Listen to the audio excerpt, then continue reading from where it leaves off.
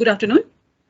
Welcome to the third lecture of Paraspar Sutradhar series, organized by the Office of Communications, Indian Institute of Science. In this series, we invite individuals who have chosen unconventional career paths beyond academia. Today, we are very happy to have among us an alumna of our institute, Dr. Ekta Chaudhary. Ekta, welcome. Thank you for having me. Before we begin, we would like to give a short introduction of the speaker today. Dr. Ekta Chaudhary is a teacher, gardener, and an entrepreneur living in Mumbai.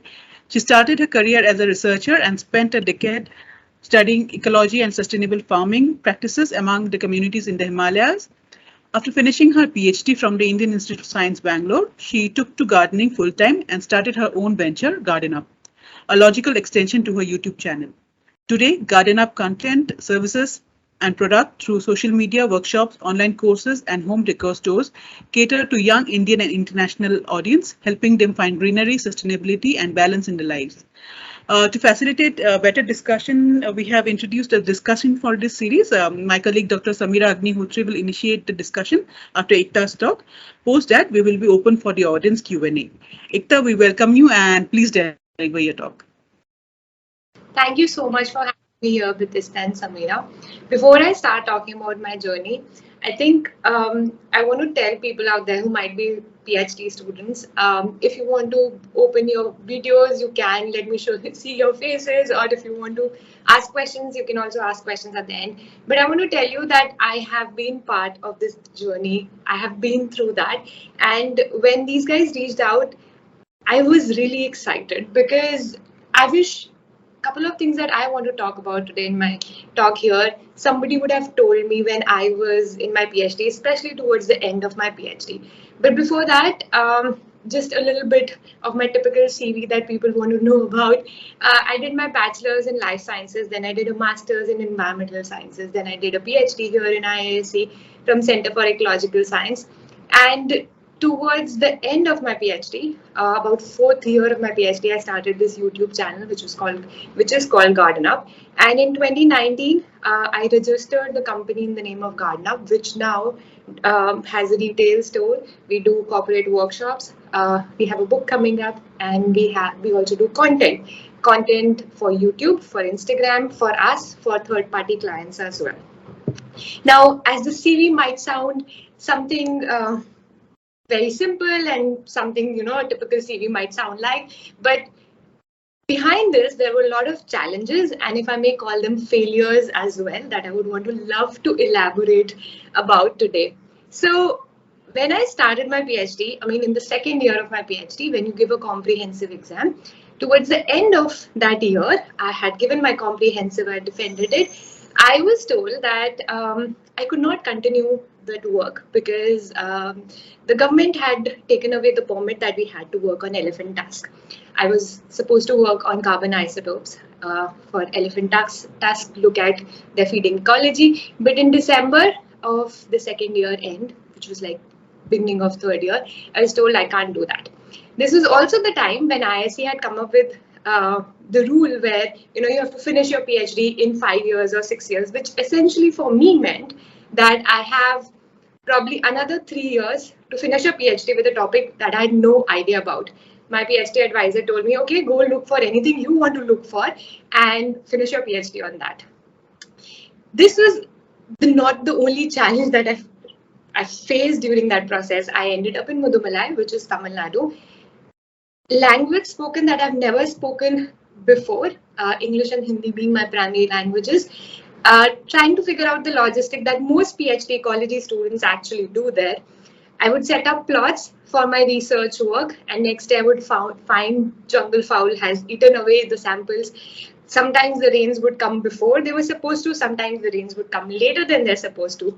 Sometimes there would be fire in the plot. And these were among the many few challenges that I used to face as a PhD student. I had to also figure out my own logistics to travel to the field, to get my samples, figure out my own collaborations, and which now in hindsight, I realize was probably the training to become an entrepreneur. Of course, at that time, it was very frustrating, very irritating, in fact. Fortunately or unfortunately, I was in a lab where it was my complete responsibility to see that my PhD gets over in those 5 years or 6 years. So whatever it needed to be to finish that PhD was completely my responsibility. Now, when I look back on that path, I realize that there is a lot of similarity between a researcher's life, especially as a PhD student's life, and as an entrepreneur. First, as an entrepreneur, you have to answer a question or raise a problem which has not been resolved before. Precisely you do as a PhD student. You have to look for your own funding. You have to look for resources. You have to look for collaborations.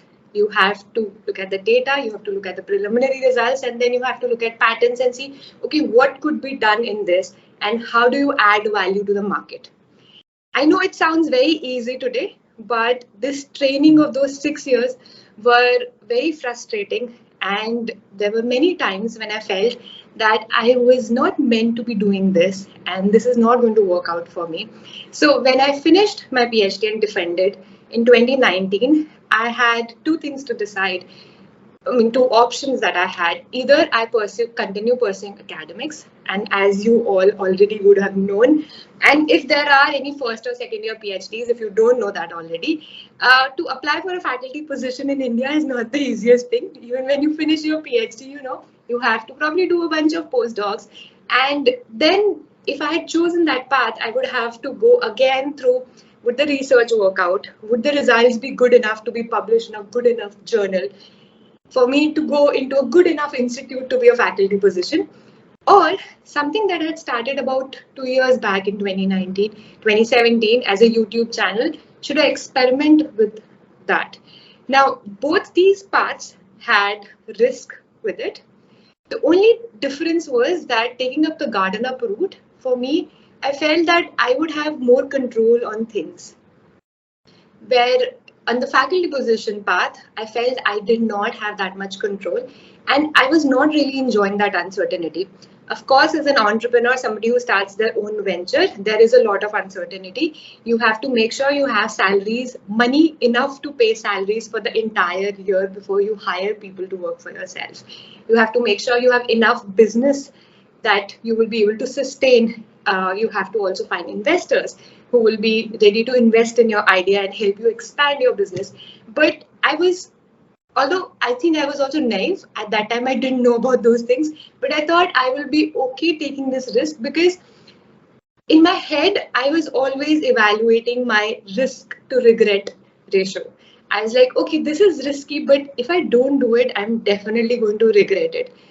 The faculty position path was something that I'd already seen a lot of my seniors gone through, and I knew what is going to happen there. But here I was like, I probably want to try this venture. And also now, when I reflect back on that time, I realized that one thing that this PhD prepared me for was facing the failures and being okay about it. So in 2014, when my permits were withdrawn, I was like, what am I going to do now? My topic that I thought I'm going to work on is not happening. Compared to today, when I face such rejections or such, no's, I'm always like, okay, if this does not work out, probably something else will work out. So this confidence those 5 or 6 years gave me is something that really helped me. Today, when we started our retail store, Garden Up store, I had to do a bit of coding for the store because, hiring somebody to design your website is very expensive. Whereas, just going on Shopify and do a little bit coding, tweak things here and there and do it yourself is much cheaper. Now, I have been a biologist all my life. Had you spoken to the biologist Ekta in probably masters, I would have dreaded mathematics, coding, something that I've never done in my life and would never want to touch.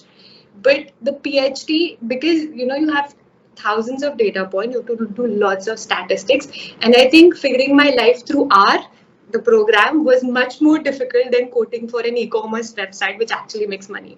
So taking up those failures as a challenge and figuring out my life and figuring out collaborations to resolve them was probably one of my biggest learning in this process of PhD.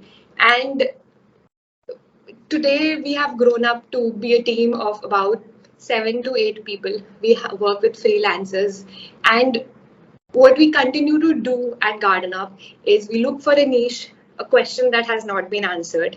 We try to grow that into a vertical of our business, be it workshops, be it merchandise, be it content, anything in that facet. And that approach has really helped me. So I wanted to keep my talk really short, and I would love to elaborate on any questions that you have or any comments that you would want to make. So I think we can open up for questions, and whatever you have, please don't hesitate. Thanks so much, Ekta.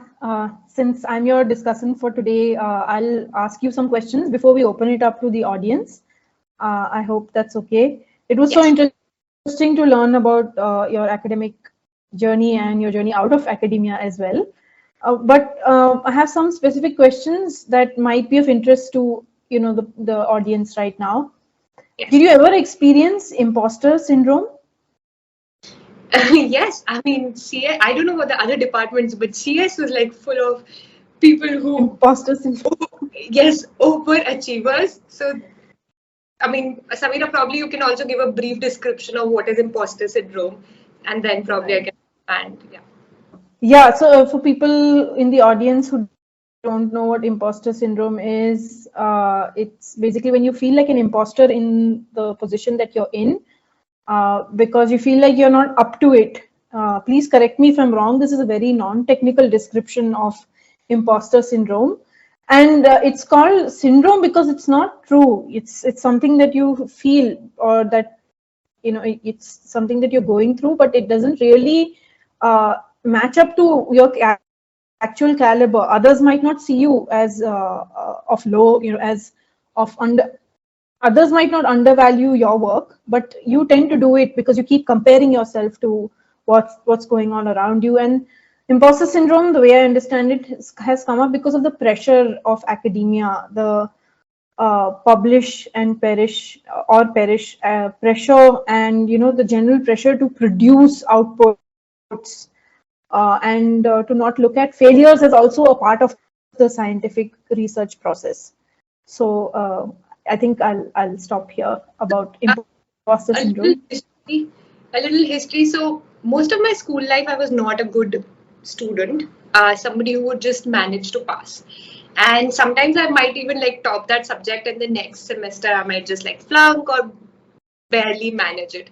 So for this student to reach to this institute, IISc, it felt like, oh, I came here by fluke probably. And then when you see these people who are like, I don't know, CSIR toppers and whatever kinds of toppers, and then they have spent so much time in field and they have bunch of scholarships, you're like, okay, I have done nothing in life. What is going to happen? But now I think that sort of also gave me the confidence that I was like, but we are still in the same institute, so probably we have the same caliber. But constantly, repetitively, I also felt that probably I'm not good enough. I'm here just by chance. I shouldn't have been here. And that was definitely a constant fight. I think the only way what helped in this situation was conversation in lab. And thankfully, I'm sure there are other labs also. In our lab, lots of seniors talked about it, and it was surprising that somebody in my lab who was actually a CSIR topper spoke about it, and she said, this is how even I felt. I was like, how can you feel that way? So yes, I mean, I think the only solution is you talk to people, and when you learn that they also feel the same way, you're like, oh, I'm not the only one feeling the black duck or whatever. Yeah. Right. Yeah, that's very useful. Thanks so much. So you mentioned right now that you started the YouTube channel in the 4th year of your PhD. So what was the motivation behind that? As in, you were doing a PhD, but you started this channel even before you finished it. So there was clearly something going on. So what happened? See, most of my 20s, I was in field, and I really enjoyed being in the field, as most of ecology students do, wildlife biologists do, right? So first the Himalayas, and then Mudumalai briefly here and there. So I really hated coming back to the lab and sitting in the concrete jungle. I know IISc has a beautiful campus, but it was still not as good as being in Mudumalai, let's say, or Rajaji.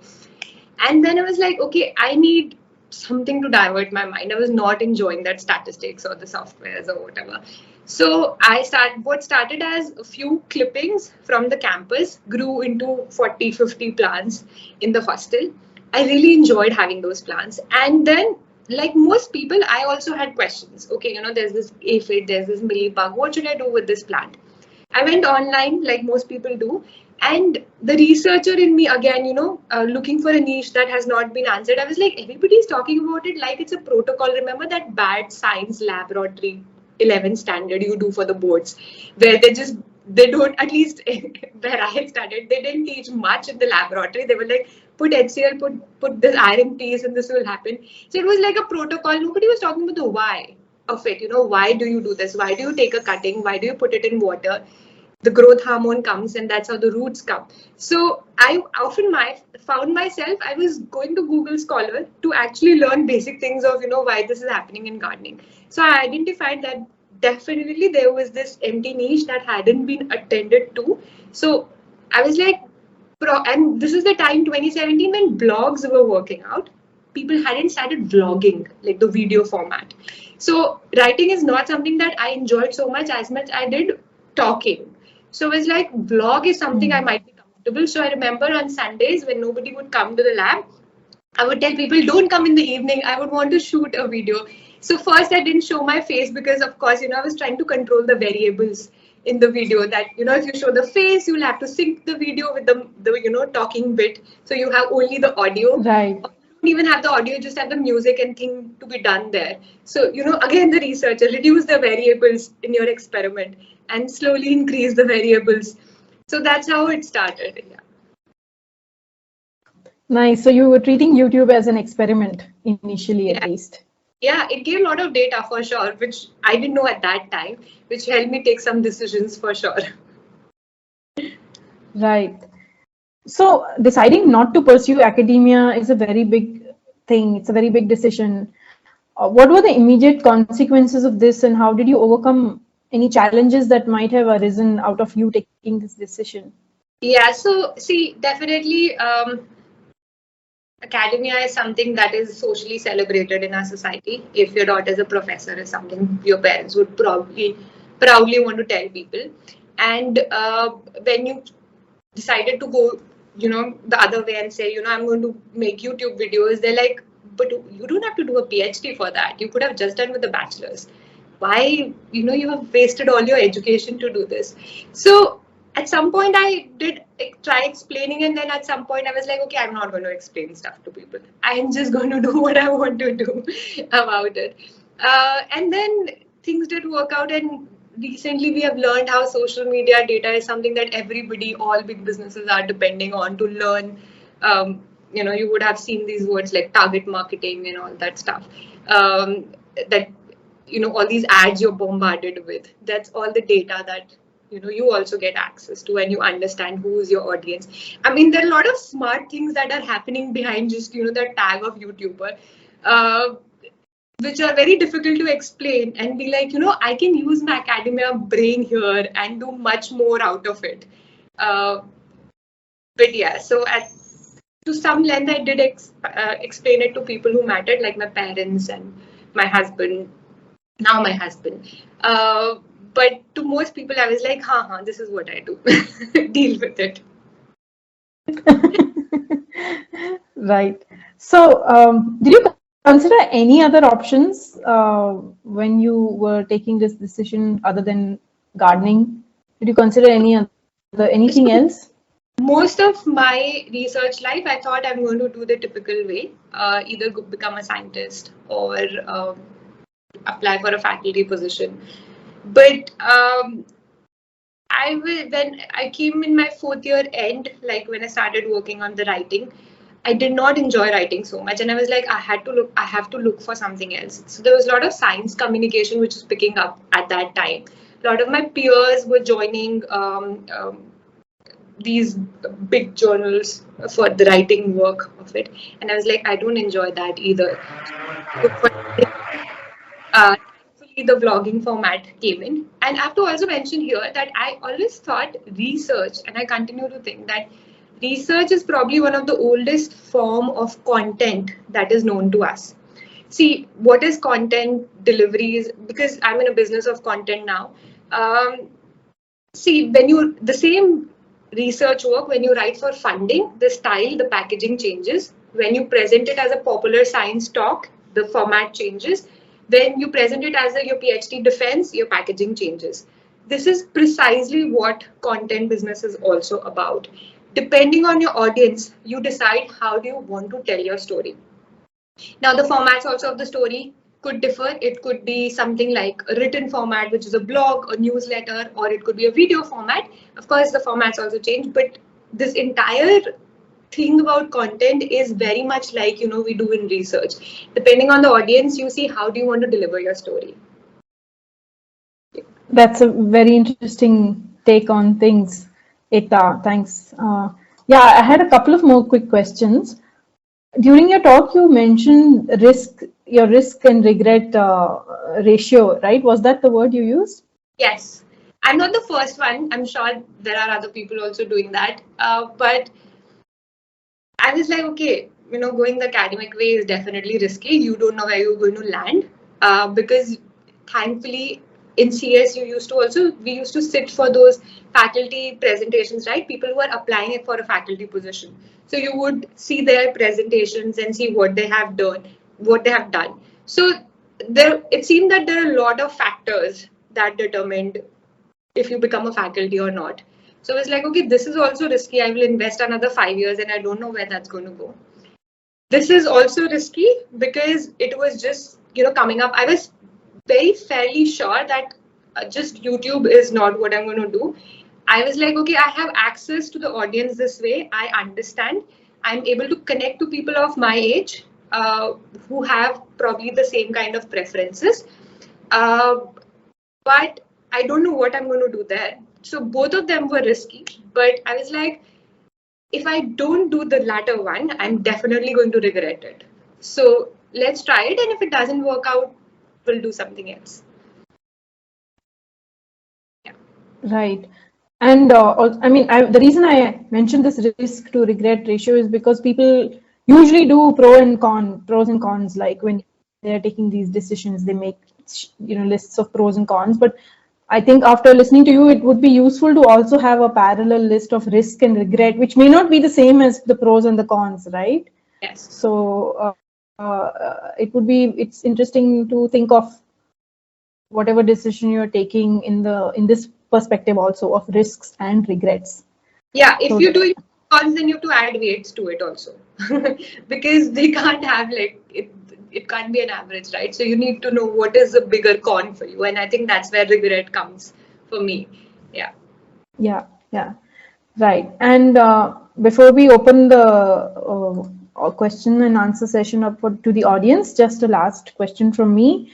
Any advice for others who might be at similar crossroads? If you are at the crossroads of deciding you want to pursue what you always thought you will, and then decide that no, I don't want to do that, in this case academics, I think go for it, try it, and don't take yourself too seriously. That's something that I've also learned over time.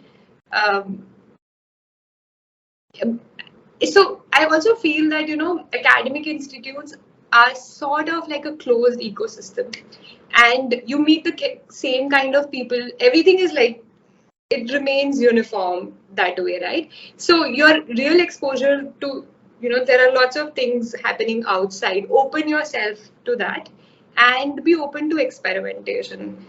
Trust me, these 5-6 years of, for example, in PhD have given you enough training for that outside world. You just don't know it. Right. Thanks so much, Ekta. And Vitasta, shall we open it? Sure, Samira. I see some questions in the chat box. Will you read them out? Samira's video has hung. Shall I read them out? Yeah, sure. Yeah. So there's a question by Dhruvi Vora. I want to start my hydroponics farming as a business. Please share some tips. I don't know the mathematics of the business of for hydroponics. I mean, the profit loss and everything that you will have to run through somebody who has experience in it. I do see a lot of documentaries and videos. That's all the knowledge I have in hydroponics. And it seems that it is definitely coming up as a new thing in India. There are also seems to be a lot of subsidies from the government for that. There are certain parts where it has picked up, for example, West Bengal and in Maharashtra. In Maharashtra, there are these mills that were abandoned, right? And those mills people are using for hydroponics farm. But as a business, when you say business, you have to also look how much profit you would make and investment you would make. I know that it is very investment heavy. So that's something you should run through somebody who has experience with it. The next question is by Ananya. Did you consider doing an MBA before starting a business? No. Because I actually have a lot of friends who have done an MBA. And I now feel that as a PhD, you probably learn much more on the field and figuring out your own things. Because finishing your PhD is your problem, right? At the end of the day. And then you do everything that is required along with it. That definitely gives you a lot of experience. So I never felt that I need an MBA. And interestingly, a lot of entrepreneurs that I meet haven't done an MBA. Yeah. MBAs probably make great employees. I don't know. The next question is by Vidya. Have you been Gardener followers since lockdown days and just love its content? What is your next venture? So we are trying to grow our workshop vertical because now during the COVID time, a lot of people started calling us for corporate workshops, and now we've started doing a lot of offline workshops. So that's definitely something that we are growing. Also for the retail store, we are expanding to make it the gardening solution for India. So store is definitely that we're trying to expand in a big way. The next question is by Smita. Ekta, I may be a rank outside, but am very interested in your Garden Up YouTube and in gardening. In fact, my daughter is doing PhD from IISc. Could you contact me? She's given her email ID. Wanted to order a number of saplings in June and in Delhi urgently. Okay, so we don't provide plants, unfortunately. And you could probably ask your daughter to reach out on Instagram stories or on the social media there. Yeah. The next question is by Shankar B. Did you have a backup plan when starting Garden Up, and how did you overcome the fear of failure? See, I didn't have a backup plan, but if you have a degree, you always have a backup, right? And in fact, that is something that probably stopped me from leaving in between and doing something else. Because I was like, okay, if I go through these next 2 years of just finishing, I will definitely have this degree forever in life, which can come useful in many ways. Again, the question is from Ananya. I have heard that entrepreneurship requires a lot of networking skills. How does one learn this? I have never been good at networking. I don't know, because I remember that in conferences also, we were told as students, you should go and network and you should talk to people. And I am like, when somebody starts talking to me, I am okay. And, I become chatty, but I can't go and reach out to people. It somehow just doesn't work for me. So things have been working out fine. So I don't think that this is the most important thing. I know that people like to throw this definitely in their talks that go network. But if that's a skill that you want to work on, there is a lot of content. And there are some simple steps that people also recommend that you can try doing. But I am not good at networking. The next question is by Dhruvi Vora again. How to manage both the roles, entrepreneur and content creator? So, see, entrepreneurship means starting your own venture, figuring out how to do it. content sits within it. So having a business that makes content for for your own company or for somebody else's company is within that larger scheme. So now we have basically two kinds of teams. One is that looks at content, and the other is that looks at retail store. So, in fact, we have two researchers working for us. On the management side, she was the one who manages the content team, was a colleague in IISc, and we also have an intern who's a PhD science communication PhD student. So, content is one part of the business, and the store is taken care by people who look at operations, procurement, that kind of thing.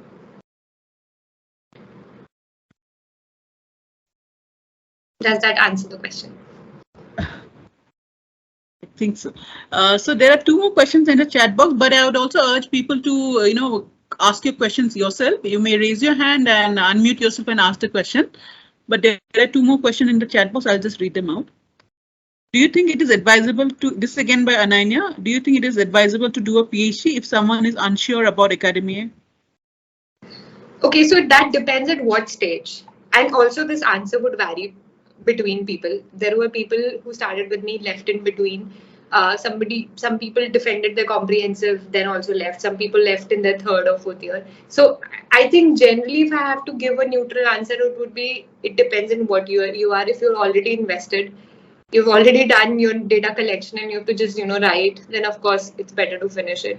But if you're just starting out and you're like not sure, probably you can take a break and come back. So I would say it depends at what stage you are in.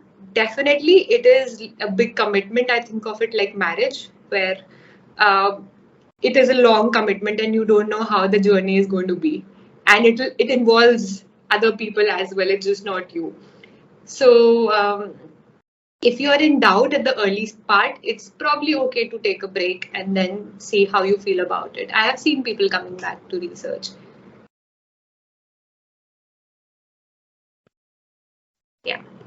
I saw a hand raised. It's down again. Could you ask a question? I missed a name. Yeah. Somebody raised their hand. Please unmute yourself and ask the question.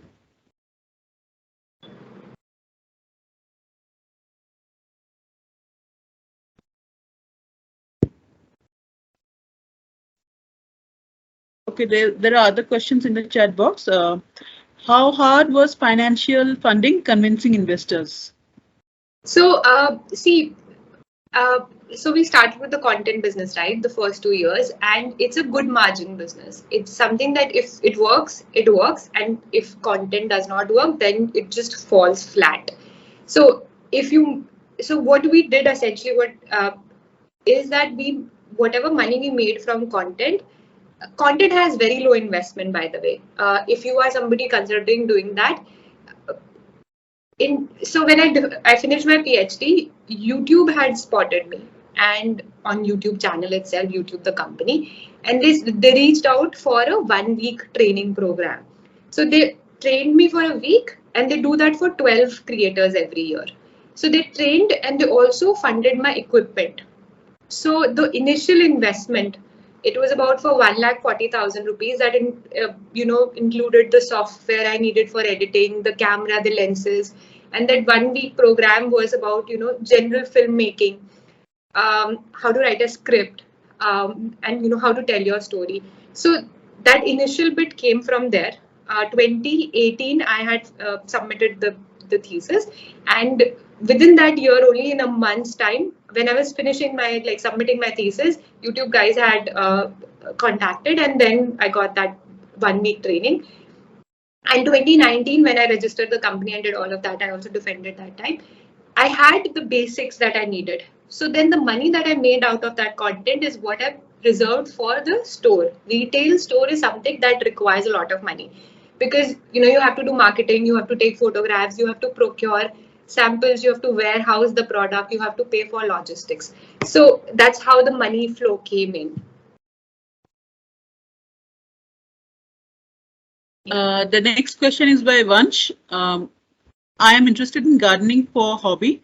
Your videos are guidelines for me, and your skills share course have clear basics for me. Is garden designing also needs to be learned, or just we arrange it how we like?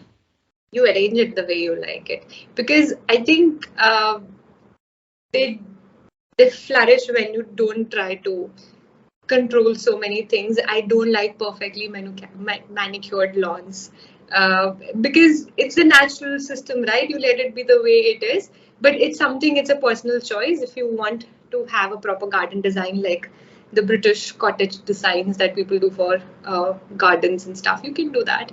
But if you want, you can just put a bunch of plants together and let them be. It's up to you. Next question: how is work-life balance of an entrepreneur?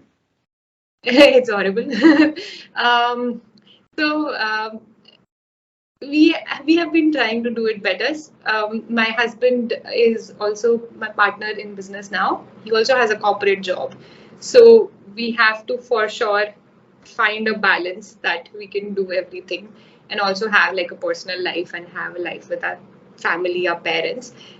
It's a struggle. It's slightly easier now, but initially when we were starting 2019, 2020, 21, all we did was, at least I did, was eat, breathe, garden up. But now this year, I feel more in control. I'm like, okay, this I can take care of this way, and that can be taken care by that person. So it's much easier now, I feel. But yeah, it's always a struggle. Next question. I'm finance student, but interested in starting a business related to gardening. How should I proceed with? How how to understand morphology and science part of plants? See, if you want to really seriously do a business out of it, you can always hire or you can partner with somebody whose expertise is that. In instead of spending all of your time in learning a skill that you probably will take a lot of time to learn, since you from finance. So that's another thing that I took up from researchers. If you don't have that resource, collaborate and find a solution to it instead of doing everything from the scratch. So find somebody who will be happy to collaborate or partner with you in your business. Yeah. Any more question from anyone? You can unmute yourself and ask the question, please. If there is any question which you feel is silly, please ask away. I will not remember your face. Nobody will remember your name. It's all right. I think Smita has a question. Please go ahead, Smita. Smita, can you unmute yourself and ask the question? Okay, there's a question again in the chat box. How do we decide whether to collaborate or learn the skill ourselves? It depends on how much time will it take and what it entails. If you think you have to spend a lot of time, or it's a skill which will probably it's little beyond your existing set of skills, you can always collaborate, I feel. Or if it's like a very minor thing, you can ask a freelancer to do it for you. And if you think that this is going to be a very important part of your business and you want to take control of it, then you probably need to learn it yourself. A simple example in my case, for example, was learning to use a camera for videography, learning editing of videos. Because I realized that this is going to be a very important part of video content. And it's also an investment, right? When you buy an expensive camera, it's a lot of money you spend. So I was very sure that I need to learn things about these cameras and lenses. And when do you upgrade? Is it worth buying that much or not? Because the cameras that people use actually are like 3 lakh or 4 lakh or 5 lakh. So it's a lot of money. So that was one thing I was very sure I want to learn about cameras. Then video editing, because there are a lot of creative differences. Even if you hire an editor for videos, there will always, the same video can be done in a bunch of ways. Everybody's creative vision is different. So I wanted to have a control on that. So there are some videos that I edit and there are some videos that I get edited by somebody else. So that's also something that I realized I have to learn by myself. But then let's say there is, I don't know, like coding for the e-commerce website. When I realized that, this needs to be upgraded to much higher level, I was like, okay, let's get a freelancer to do it for us. I can't continue doing this because I was spending a lot of time learning just like minor things to make that box look like a circle instead of a rectangle. For me was like a 4 hours job, for a freelancer was like a 15 minutes job or 5 minutes job. So I was like, we need to hire somebody for that. So that's how the decision for me worked out in this case. There's a question, do entrepreneurs face sexism, also face sexism? See, it depends on the setup. I think the only time where I was really offended was something that I can remember right now, is that once we were in this meeting with, so there were 4 men, 4 people on the table. And the other 2 men who were considering, starting with something new venture with us, suddenly out of the blue asked me, oh, are you guys planning to have a kid? I was like, excuse me. First, it didn't hit me. I was like, what did he just ask? Then I was like, it's none of his business. So I felt that this is sexism in a way, because they would never ask that to my husband. But to me, because I'm a girl of certain age, they're like, okay, so just in case, we start this venture, you will not be pregnant in between, right? So I was really offended. Of course, we didn't go ahead with them, but such things, I don't even know if they realize it, that it is sexism or it is wrong to ask somebody this. This is not professional at all. And I later learned from a fellow YouTuber that often in interviews, people ask such questions to female, employees or employers, entrepreneurs. So yeah, even in this modern, very diplomatic, very politically correct society, things come up, but then you just, see what you want to do. Yeah. The next question, please suggest some books so as to learn science part of plants. My book. Shameless plug in here. Books. I would say start with picture-based books. They are interesting. Any picture-based book on gardening. They look good. So Reader's Digest, for example, has this. They have compiled a lot of Reader's Digest older versions, the gardening section. So it's very visual. It's nice to read about. They'll talk about gardens across the world. So any visual book as a beginner, and once you have that interest, then it could be any basic biology actually. I would not say a botany book because they're boring. But even like a 12 standard biology book or a 10 standard biology book will teach you the basics of plants. It's basically the basics of plants. It's not basics of gardening. It's about plants. Vikas Arora, could you unmute yourself and ask your question? Yeah, thank you. Am I audible? Yes. Yeah, so I think I really like your content videos, and I've seen okay, if I know correctly, that you started doing in IISc rooms, balconies, doing the gardening, and then started up. So I have 2 questions. Like, was it this gardening whole idea? You belong to ecological science only. So did it start all in PhD, and then you pick it up, and then you went ahead with this thing, or you had some beforehand experience of gardening and all, even let's say before, like in childhood or even college and this masters and all? And the second question is, like, for an outside, it looks like very smooth story for you. Like, you started this gardening up, and then you started a retail store. I've seen the jute bags, and you do it and help local people as well. So there might be some failures which you would have dealt. So I would like to know if there's some story you can share. Like, how did you deal with those failures? What was actually failed then? Yeah. Thank you for that question, Vikas. It's a great question. So for the first part, see, my education is ecology. I am not a taxonomist. Taxonomist is somebody who can look at a plant or an animal and tell, morphologically and identify it. So I may not be able to identify a plant for you, but I can definitely look at its features, physical features, and tell you what kind of care would it need. For example, aloe vera, it is a desert plant. There's a waxy coating, so less water, and all of those things that happen in a desert is how you care for that plant. So that basic understanding I knew from my education as an ecologist. Now, gardening specifically, adapting the plants to a smaller space, to an urban space or a balcony or a terrace is something, it's my journey that I continue doing, and then I keep sharing with people on the YouTube or whatever, that these are plants that are working out well here, and these are plants that are not working out well here. This is how it is. So the science part, or the why of it, that I like to talk about, and which eventually became a USP also for GardenUp, is that comes from that education. And gardening is still a journey. I don't think I'm a perfect gardener, and it's not true that I haven't killed a plant. I continue killing plants, but I kind of also understand why did I kill, what happened there. So But you all started in during your PhD, like with the gardening and all that.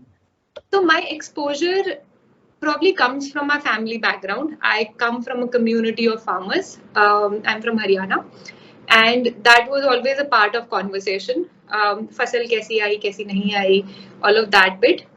Of course, a family had plants and a little bug and garden, that kind of thing. But me taking charge of my plants and looking at them and doing everything about them is something I started in the PhD time. Yes. About the second part of your question, which was about the challenges, honestly, I don't feel of them so much as a challenge now when failures were when I was doing my PhD, because probably I was younger and this was the first time when things were not working out in life, and I was like, ab kya karu? But now it's more like, oh, okay, this is not working out. Let's do it this way, and this is how probably it'll work out. So it's much easier now for sure. For retail stores specifically, challenges. See, the challenges there are mostly logistic based. You get a certain, for example, inventory made with certain numbers and with certain investment, and then you're like, oh, this didn't work out, it didn't sell. What do you do with it now?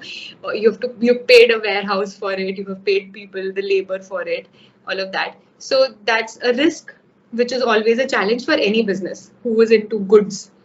That's a challenge that everyone faces. And what is the other major challenge? Other major challenges, of course, which started very small, now needs to be more optimized and better, and it needs more expertise. So I have to partner with people. Let's say marketing is something that we are working on. We need to bring in somebody who is better at marketing with lots of experience. So when somebody talked about if I felt should I have done an MBA, probably marketing is something that MBA would have helped with better.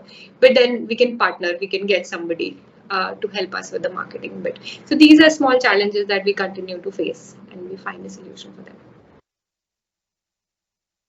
Thank you. PN, can you unmute yourself and ask the question?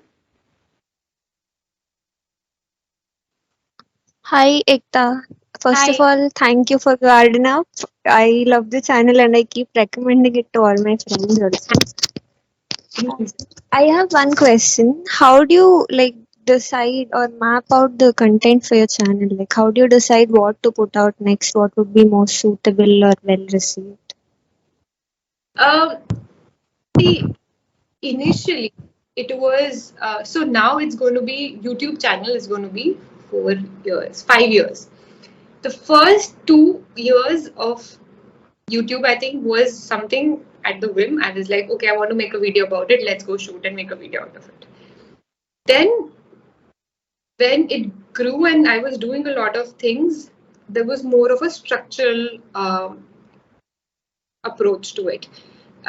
Because now I also had a lot of feedback from people. So those comments, by the way, are really helpful from people because they're constantly telling you what they want.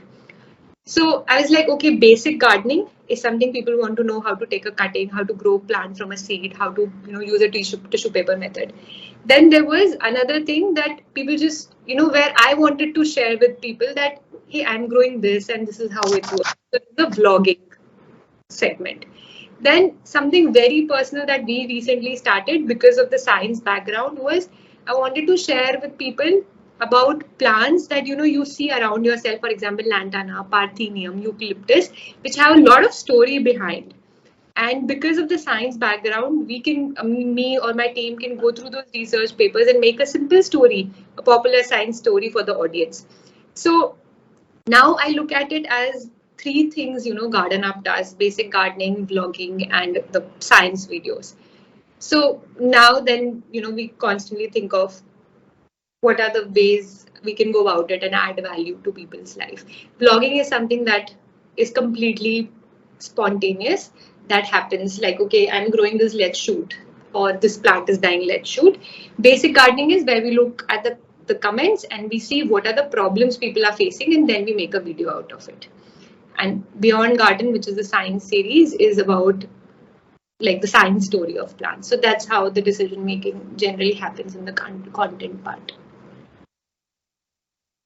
Okay, thank you. That was very nice. I have another question.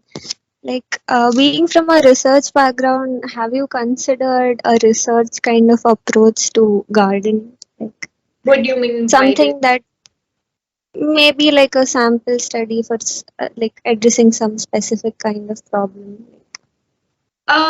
See, it could be something interesting, but from my perspective, as of now, it's something which is very risky. And when you have, as I said, to pay, you have to know what is going to come out of it. And we are not such a big company that we can sponsor that. So probably at some point, but we are not at that stage that we can afford the risk of those kinds of experiments. Yeah. Thank you very much.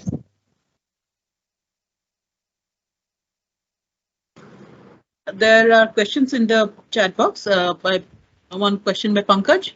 You have a beautiful background as usual. How do your plants meet sunlight requirements? I know you have done a lot of videos on this topic, but is there any specific criteria that you consider before bringing a plant in? I mean the correct characteristics of the plant. First of all, I have to say that I'm really surprised that there are so many people here who watch my videos. Now, probably you will have a different perspective on the videos because you have so many insights now. As to your question, see, so we recently moved in this house. What I generally do is there are lots of apps. I use a Luxometer app on my phone. Android phones, iPhones have that. So it assesses the amount of natural light coming in different spot of your house. So once I know what kind of light conditions I have in the house, a general thumb rule is larger the leaf of the plant. That means if it's like this one here, bird of paradise, the rate of evaporation is going to be really high if you put this in direct sunlight. So this means it cannot withstand direct sun.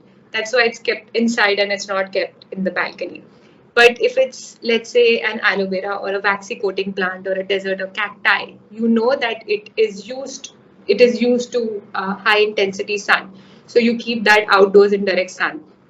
Bougainvillea, flowering plants, you know that the spectrum of light that you receive has Vibgyor, violet, indigo, blue, green, yellow, orange, red. So orange and red is really important for flowering and fruiting. Indoors, you don't get part of the spectrum. So you have to keep these plants outdoors.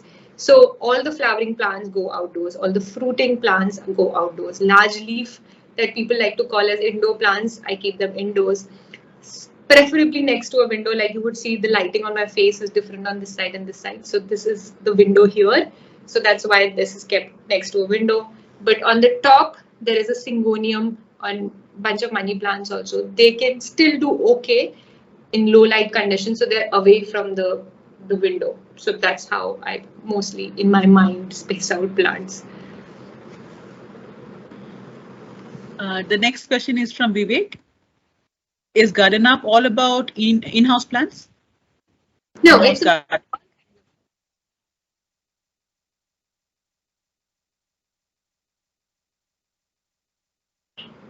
that answer with this stuff? Yeah. So next question is by Shreya. As you told, the book for the basics which one will you advise us for the best? My book, it's coming out in July. I will promote my book for sure. Please tell us about your book, Ekta. We want to know. No, it's just a basic gardening book. It's also called Garden Up for now. It's in the draft. Probably will come out in July. So there, I'm trying to put all this information in basics of biology along with plants. So I think it should be a helpful book. Otherwise, in books, I have bought a bunch of gardening books, but I never read them because I either bought them for the pictures, which were very pretty, or reading. I would say that probably some blogs that you can read up if you want to read, or just watch the videos. I have a question, Ekta. While you started your, experiments with the plants, did you depend a lot on reading, or do you go on the experimental basis? Like you tried a plant to grow it, then saw the results. I mean, what do you do? What did you do when you began? Yes, it has been definitely a hit and trial method because I also learned that what might work in my house might not work for you. So now why of it? Why would it not work for you? Because a lot of people say that add water once a day to this plant. But my plant was rotting with it and your plant was probably doing really well. So it's like, okay, because the water that evaporates from soil would be different because wind velocity in your house would be different. The sun intensity, the temperature, probably I have an air conditioner in my house in that room, and that's why the water loss is much lower. So essentially what is happening is water logging is happening at the bottom. And that might not be happening in your house because you've kept the plant in the balcony.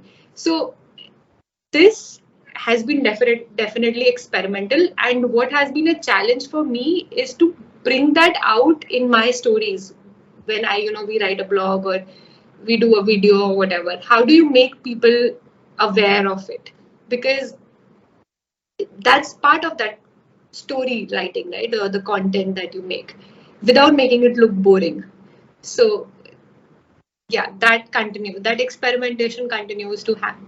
I mean, I continue with it and I keep talking about it. And like this light spectrum thing is something that I Google scholared, and then I learned that because the red and the yellow light does not come of the spectrum indoors, only the blue bit comes.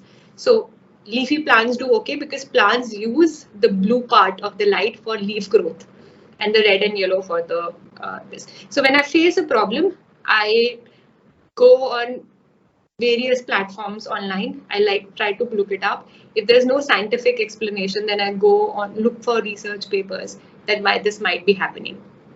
And then I try to make it into a small story and tell it to people.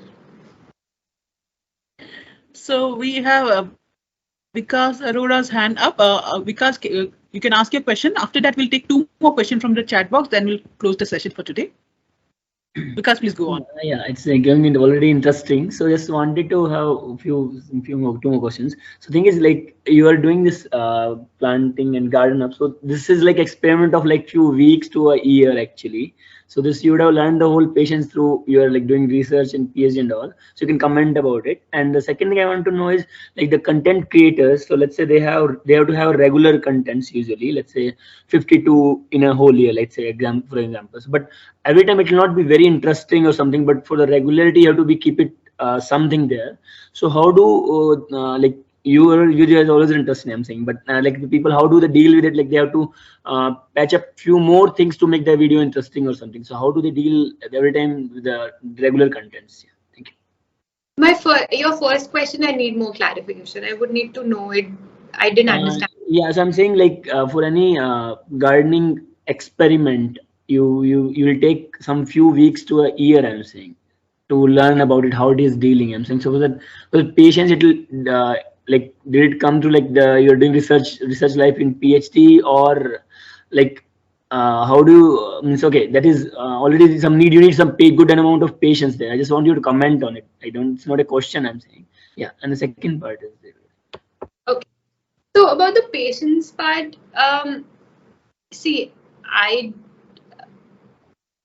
it's not a trouble. It's you continue trying, right? Like grafting is something that hasn't worked out for me. So when people ask me about grafting, I'm like, yeah, I've tried, it doesn't work out for me.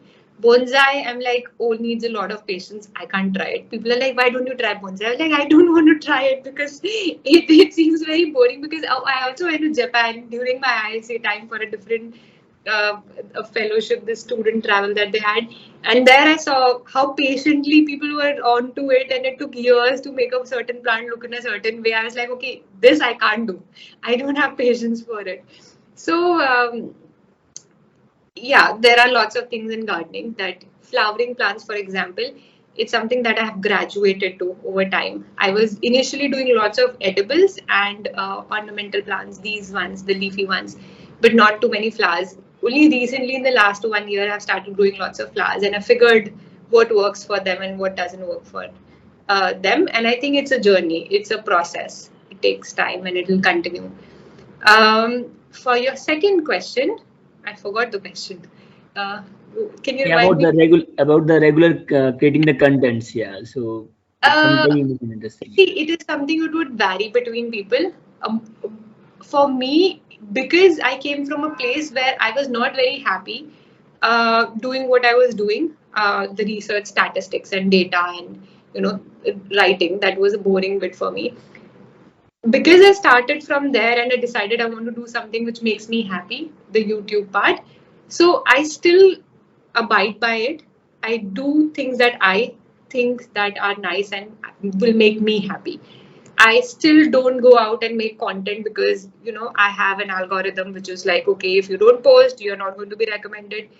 I don't care so much about it, although I should care about it, and my team would want me to care more about it. But I still don't care so much about it because I think and content generally, if it's good, people will watch it. If it's not good, people will not watch it, irrespective of how many videos, weekly, monthly, daily, people put out videos daily. You do it does not matter. In fact, in my PhD time, I was putting out a video once in 3 months or 4 months also, and I just did it because it made me happy. So that's my mantra for it. But I'm sure this would vary for people, for creators. Yeah, thanks. So if you have like not regular videos, you can actually, yeah, the way you said, you just create good content, it can be irregular as well. Thank you. Yeah, I mean, I think I believe in this ecosystem of content because I think the reason that it picked up and people started watching YouTube or Instagram so much because people enjoyed it. People don't watch TV. I mean, I don't watch TV because I don't enjoy it. And even, I mean, how much they put out on TV, I don't care about it because I don't like watching those whatever. But I go back to YouTube because I see a lot of good content, which I enjoy. So in that case, I don't care of how many videos that person has put out, or I'm just looking at that video. I'm like, oh, this is a beautiful video. I want to watch it. So I think it's a very cliche phrase, but people say content is king. It is, in fact. Yeah. Thank you.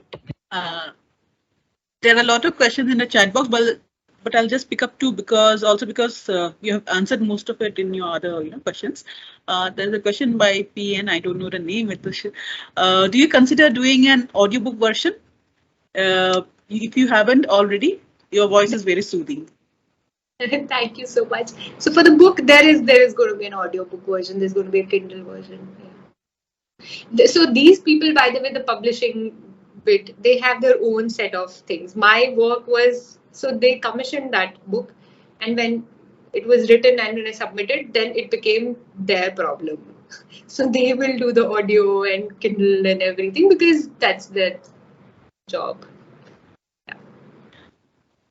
The last question, does Gardner provide internship opportunities for undergraduates interested in ecology? Currently, we are not taking anybody, but if we do, we always do the announcements on our Instagram stories. So keep looking out for it. For now, we already have 2 interns. Yeah, so.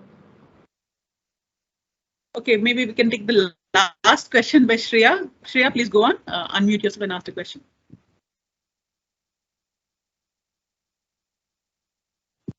Hello. Hi. Hi, ma'am. First, I won't believe I'm talking to you. I'm very happy, and I'm from class 10. I'm actually following you from since long time, and I don't know what to talk. But I think my first question to you is: you have talked many times that what like mistakes makes you perfect, or green thumb won't come without it. What do you think about it? And I adore you so much. You inspire me so much. Thank you for that. Shreya, I think a lot of people have come from the Instagram story. Is that how you found about this talk, Shreya? Yes. Ah, so yeah, I think there's no shame in accepting that gardening is something that you learn by mistakes. And it is also encouraging for people, right? If I watch somebody who tells me that I invested so much money in this beautiful so and so plant and I just killed it, I don't know what happened. It's a frustration that all of us share. So I also love to share that frustration because I'm like, I was doing everything that this plant needed and I don't know what went wrong with it. So that definitely encourages people because it's a process, like I said, and you kill a plant, it's okay. You at least know what killed that plant, so next time you won't commit that mistake. So, and as I said, that yes, nobody's. I don't think anybody is born with a green thumb. You learn by observing. You might have observed your parents watering in the plants, and that's how you learned, or you committed your own mistakes, and that's how you learned. But definitely, you observe and you develop a relationship with your plants. There's also research which says that when you talk to your plants, it helps. So I don't know about that. But when I say that, develop a relationship with your plant, is I mean just observe the plant. If the leaves are drooping, that means water is a problem. If the leaves are yellowing, then your plant is stressed out. Eliminate the factors. So yeah, these are things that one needs to think of when they're growing plants. Yes. Thank you. Thank you so much. We'll call it a day, Ekta. You've Thank you given us so so much. much of your time. Thank you for coming and talking to us, and it was so refreshing to listen to you. You have used your, science background in such a creative way. It's very, very, wonderful listening to you, and thank you so Thank much, you so and much. wish you all the best for the book. We'll definitely read when it's out. Thank you. I just kept talking about the book because I didn't know of any other gardening book that I could think of for recommendation. So guys, if I do come across a good list of gardening book, I will share on my Instagram stories. I promise that. Uh, Thank you so much, IISc team. It was really great to be here, and probably we should do this again some other time. Thank you so much. Absolutely, absolutely, Ekta. See you again. Bye.